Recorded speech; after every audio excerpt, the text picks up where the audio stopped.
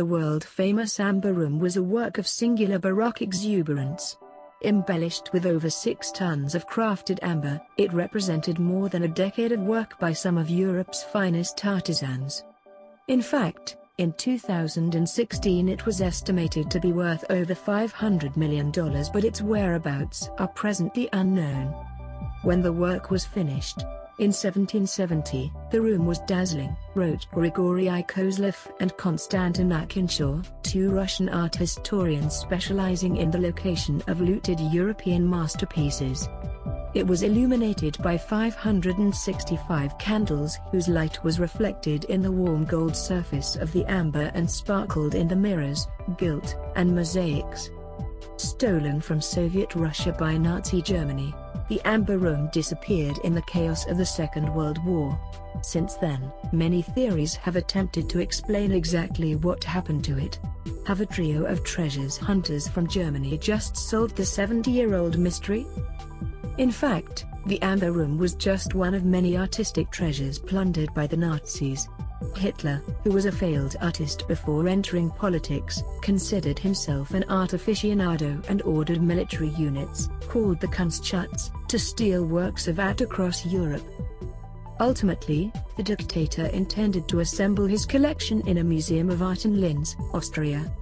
His looted treasure included paintings, books, ceramics and religious art, as well as silver, gold and various items of cultural patrimony. However, the amber room of the Tsars was the single most valuable item that he pilfered. Originally intended for the residence of King Frederick of Prussia, the Charlottenburg Palace, the amber room was begun in 1701 at the request of Sophie Charlotte, his wife. Prussia was at the time a largely Germanic empire, with a huge territory in Europe. The room was designed by Andreas Schluter, a sculptor from Germany, and put together by Gottfried Wolfram, an amber craftsman from Denmark. However, upon completion, the amber room was not installed in Charlottenburg Palace, but moved instead to the Berlin City Palace. Peter the Great, the Tsar of Russia, had fallen in love with the dazzling room during a trip to the Prussian capital. And in 1716, Frederick William I, the son of King Frederick, gifted it to the Tsar to seal a Russo-Prussian alliance. In Russia, the amber room was reworked, renovated and added to an art collection in the Winter House in St. Petersburg. In 1755, Empress Elizabeth, the Tsar's daughter, moved it to the imperial family home in Pushkin, the Catherine Palace, where it served as a place for meditation, as well as a social room for Catherine the Great. Almost 2 centuries later, on June 22, 1941, Germany invaded the Soviet Union. In Pushkin, curators scrambled to move the amber room to a safe place. However, the precious amber had desiccated over the centuries, leaving it brittle and crumbly. In fact, the curators believed that they could not move the room without destroying it, so they tried to hide it by covering it with wallpaper. Of course, the Nazis were not fooled. Under the watchful eyes of 2 specialists, soldiers from Germany's Army Group North dismantled and packed up the amber room in less than 36 hours. It reached Königsberg, East Prussia on October 14, 1941. And a month later, a local newspaper heralded its opening to the public at Königsberg Castle. But as the war drew to a close, the stolen loot became imperiled. In August 1944, the Royal Air Force bombarded the city. And in January 1945, Hitler decided the art should be moved. However, Königsberg's civil administrator had escaped from the area just weeks before Germany's defeat. Then, finally, in April 1945, the Red Army advanced into the city, pummeling it with artillery fire. What happened after the taking of the city is not certain, but now 3 treasure hunters, Peter Law, 71, a Gerardar specialist, Gunter Eckart, 67, a scientist, and Leonhard Bloom, 73, a homeopath, believe that they have found the long-lost amber room. According to them, it is concealed inside a network of tunnels beneath a cave in eastern Germany. In fact, Nazi scientists once used the tunnels, but no record of their activities has been found. Using ground-penetrating radar, the team was able to locate and examine a subterranean complex beneath Prince's Cave near the town of Hartenstein, not far from the border with the Czech Republic. "We discovered a very big, deep and long tunnel system," Bloom told Britain's The Times newspaper. "And we detected something that we think could be a booby trap. The hideout is underground, above the railway line, where in April 1945 a train from Königsberg was stopped," radar expert Law told the U.K.'s Daily Express, implying that the room may have been transported on it.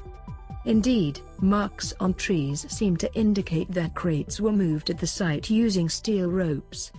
As such, something does appear to be stashed in the tunnels near Hartenstein, but no one yet knows what. "We want to go on, but it's all very complicated and we need a sponsor," Bloom told British newspaper The Independent. However, hopeful treasure hunters have been seeking the room for decades, including the Soviet secret police, who failed to find it after 10 years of searching. Indeed, there is no consensus that the room even exists at all. The conventional theory, which is supported by the 2004 investigation of British journalists Adrian Levy and Catherine Scott Clark, is that the room was never moved from Königsberg Castle. In fact, it was probably destroyed during British or Soviet attacks on the city. The same conclusion was reached independently by Soviet investigators after the war.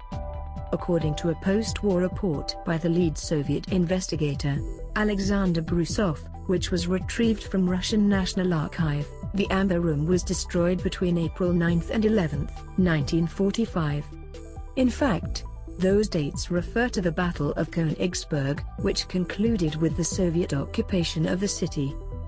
Meanwhile, another popular, if equally pessimistic theory based on eyewitness reports, suggests that the Germans safely transported the room to a ship, the Wilhelm Gustloff.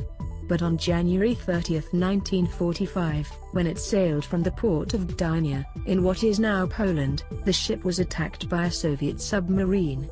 Devastated by torpedo fire, it sank to the bottom of the sea.